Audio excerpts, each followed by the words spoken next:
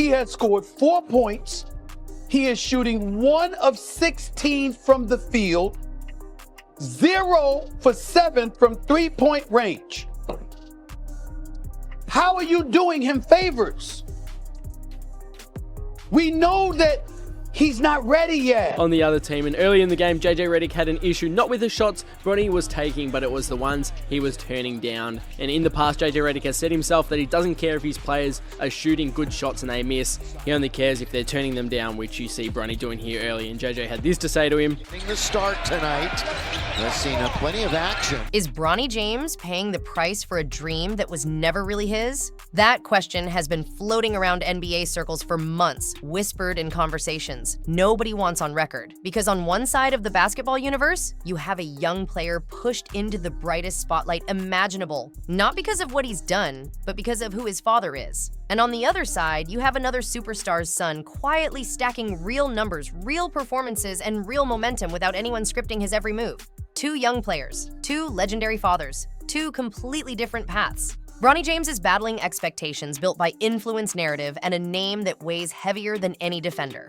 Meanwhile, Kiyan Anthony is building something far simpler, a resume made of production, not pressure. And that's the uncomfortable truth. When talent meets opportunity, it grows. But when opportunity arrives before the talent is ready, it becomes a burden no one can escape.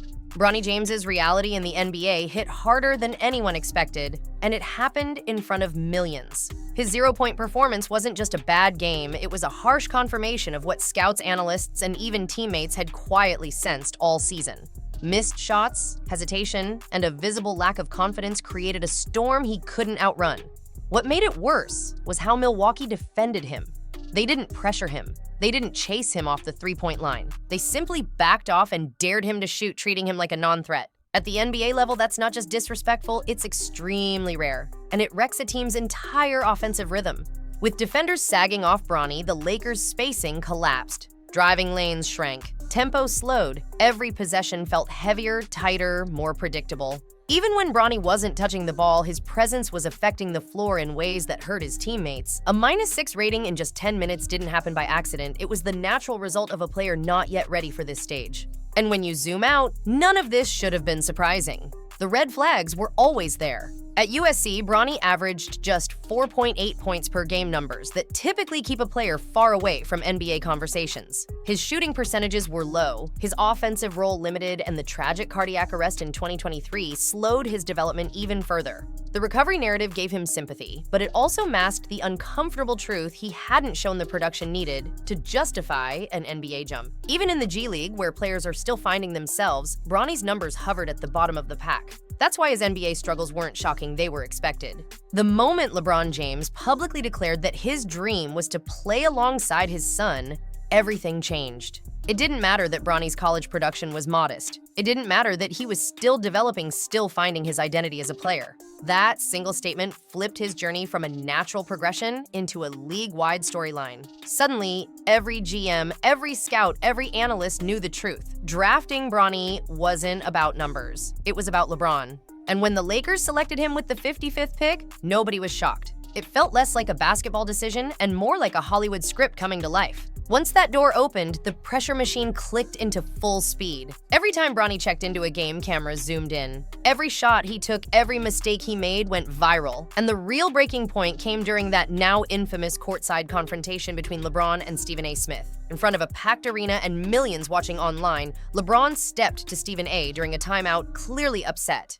The clip spread like wildfire, clean angle, perfect audio, no context. Stephen A. immediately recognized what it looked like a setup. The next day on air, he doubled down. He said he wasn't even criticizing Bronny. He was pleading with LeBron as a father to stop forcing this storyline. He said LeBron created an impossible situation and put his son in a spotlight meant for a veteran, not a rookie still learning the basics. And the more people listened, the more the narrative began to shift. This was bigger than Bronny missing shots, bigger than rookie mistakes. Fans, analysts, even former players started saying the quiet part out loud.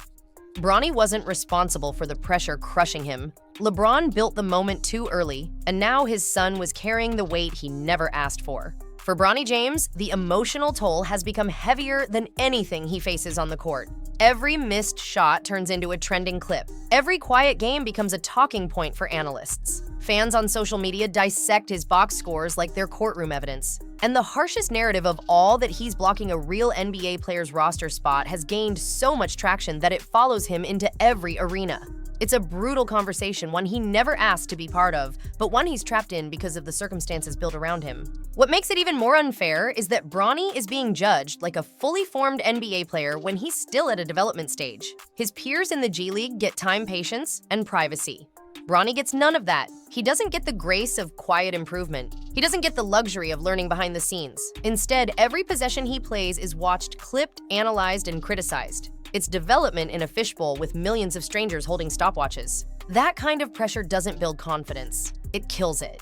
You can see it in the way he hesitates on open threes, how he turns down shots he used to take freely, how the ball sticks in his hands just long enough for doubt to creep in. He's overthinking everything: where to stand, when to shoot, how not to mess up. And when a player plays not to fail instead of playing to succeed, their instincts disappear. This isn't a talent issue. It's a mental avalanche. The weight of expectation has made Bronny tighten up, second-guess himself, and question moves he normally executes without thinking. And the saddest part, most young players crumble under far less pressure. Yet Bronny is expected to survive all of this, simply because of his last name. While Bronny is fighting for air under the NBA spotlight, Kiyan Anthony is quietly doing the exact opposite. He's thriving. Not because of hype or headlines, but because he's producing at every level he touches. On the AAU circuit, Kiyan didn't just show flashes of potential, he dominated some of the toughest competition in the country. At Nike Peach Jam, a tournament packed with future college stars, he averaged over 20 points per game while shooting efficiently and confidently. And then came the moment that shifted the entire conversation, a 40-point explosion where he shot 15 for 19 from the field and 5 for 6 from 3. That wasn't luck. That was skill meeting preparation. What separates Kiyan isn't just the numbers, it's the way he gets them. His footwork looks years ahead of most high school players. His step-back jumper creates real separation. He's got pull-ups, floaters, turnarounds, deep threes, and a jab series that mirrors the one Carmelo Anthony used to torture defenders with. But this isn't a kid living off his father's style. This is a young scorer building an offensive bag of his own. He plays with a confidence that only comes from repetitions, not reputation. Then at the NBA Top 100 camp, he took things even further. He didn't just stand out, he led the entire camp in scoring, topping 28 points per game and dropping 42 in one matchup. Coaches, scouts, and analysts walked away saying the same thing: he belongs. And that's the key difference. When scouts praise Kiyan, they talk about production efficiency, mechanics, and mentality, not his last name. He's earning every headline, every ranking bump, every scholarship offer. No one is handing Kiyan anything. He's taking it, and that contrast with Bronny's situation is becoming impossible to ignore. Carmelo Anthony and LeBron James are two of the greatest forwards of their generation. But when it comes to raising basketball sons, their approaches couldn't be more different. Carmelo chose the quiet path, the patient path, the one built on letting Kiyan grow without the weight of a global spotlight crushing him before he could even walk into a college gym. There were no public declarations about wanting to play alongside his son, no promises to the media, no headlines built around a narrative. Melo stayed out of the way and let the kid work. Kiyan's journey has unfolded slowly, naturally, and in private gyms instead of press conferences. He wasn't pushed into the national conversation until he forced his way in through production.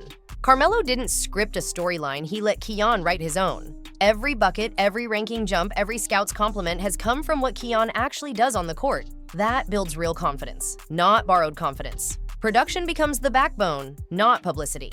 LeBron's blueprint is the complete opposite: high-visibility major narratives, viral clips, and emotional symbolism. His intentions were good, a father wanting a historic moment with his son, but the execution created a media hurricane.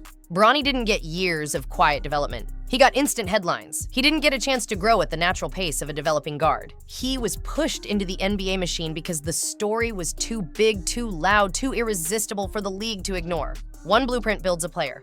The other builds a moment. Melo prioritized Kiyan's long-term confidence. LeBron prioritized the immediate headline. And now the results speak for themselves. Kiyan enters Syracuse with momentum and respect. Bronny enters every arena with pressure and scrutiny. Two fathers, two sons, two completely different futures shaped by the blueprints behind them. When you put Bronny James and Kiyan Anthony side by side, the picture becomes painfully clear, and it has nothing to do with last names. It's the numbers, the production, the receipts. Because no matter how big a narrative gets, stats don't lie. Start with Bronny. At USC, he averaged 4.8 points, 2.8 rebounds, and 2.1 assists, numbers that don't jump off any scouting report. His shooting percentages were low, his offensive impact limited, and he never had a true breakout game that forced NBA scouts to take notice. Fast forward to the NBA, and the struggles continue: low efficiency from the field, hesitation on open looks, and no signature moment to point to, no game where fans said, "That's why he belongs here." So far, his resume is a collection of small flashes buried under long stretches of inconsistency. No highlight game, no defining performance, no statement nights, just pressure. Now look at Kiyan. His AAU and camp numbers are the exact opposite: 20-plus points per game, efficient shooting, elite level confidence. Peach Jam. He averaged nearly 22 points on strong percentages. Top 100 camp. He led the entire camp in scoring. And then there's the 40-point explosion, 15 for 19 from the field, 5 for 6 from 3. That's not hype, that's production. That's a scorer carving his path through real competition. That's why scouts talk differently about these two. With Kiyan, they talk about footwork, shot creation, mechanics, and consistency. With Bronny, they talk about potential, patience, and pressure. One is proving himself every time he steps onto the floor. The other is being asked to prove himself in an environment most players don't see until their mid-20s. This is the truth. No one wants to say out loud, one has receipts, the other has hope. And in basketball, receipts always win. The bigger picture behind Bronny and Kiyan isn't really about talent, it's about timing, pressure, and the unforgiving nature of modern sports. History shows what happens when legacy players get pushed into the spotlight too early. The weight of comparison, the expectation to live up to an iconic last name, the constant microscope, it breaks more young athletes than it builds. And Bronny is living through that in real time. Every move he makes is measured against LeBron's shadow.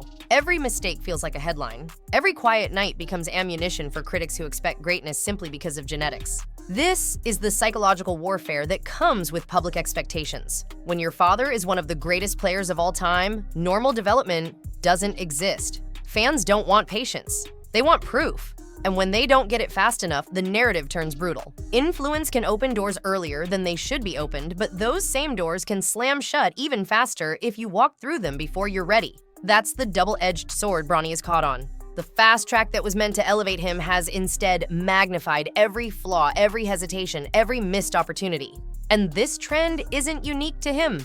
Modern sports are full of manufactured narratives where storylines matter just as much as skill. Leagues, networks, and social media thrive on moments that feel bigger than the game. Father-son duos, legacy families, viral clips, it all feeds the machine. But when narrative outruns development, the player suffers. Kiyan's journey shows the opposite. He wasn't rushed. He wasn't forced into a moment. He wasn't treated like a headline. His path is rooted in patience and timing, building quietly, dominating, slowly proving himself before the world even looked his way. And now he arrives, ready, confident, and unburdened. His rise isn't manufactured, it's earned. Bronny James isn't overrated. The situation around him is. That's the real cautionary tale. The pressure, the spotlight, the expectations, none of it was built by Bronny. It was built around him. What we're watching isn't a young player failing on his own. It's a young player trying to survive inside a moment scripted long before he was ready to play a role in it. LeBron had a dream, a genuine, emotional dream to share the court with his son. But Bronny's reality hasn't matched the fairy tale the world expected. Instead of being allowed to grow at his own pace, he's been judged like a finished product. Every missed shot, every hesitation, every quiet performance gets treated like proof that he doesn't belong. When the truth is far simpler, he was pushed into the spotlight before he had the foundation to carry it. Meanwhile, Kiyan Anthony is building something entirely different, something slower, quieter, and stronger. His momentum comes from production, from long nights in empty gyms, from dominating tournaments without anyone manufacturing a storyline around him. He's not living in his father's shadow, he's stepping into his own. Melo didn't rush him, didn't script anything, didn't chase a headline. And now, the results are undeniable. So here's the final question the basketball world has to ask itself. Did LeBron force a moment the world wasn't ready for, and will Kiyan's steady rise end up outshining the loudest name in basketball? Because one path is built on expectation and the other on evidence. And history has always favored the player who lets their game speak first. Drop your thoughts below. Do you think Bronny needed more time, and is Kiyan on track to surpass the hype? And if you're tired of manufactured narratives and want more raw, unfiltered breakdowns, hit that like button and subscribe for more.